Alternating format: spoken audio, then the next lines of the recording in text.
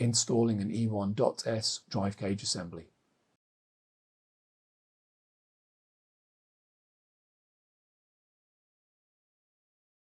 Insert the drive cage assembly into the drive cage slot until the plunger clicks into place.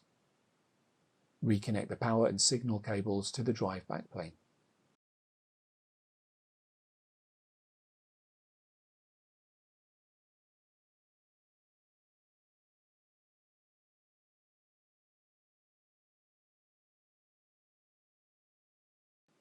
Reinstall all the drives or drive bay fillers into the drive bays.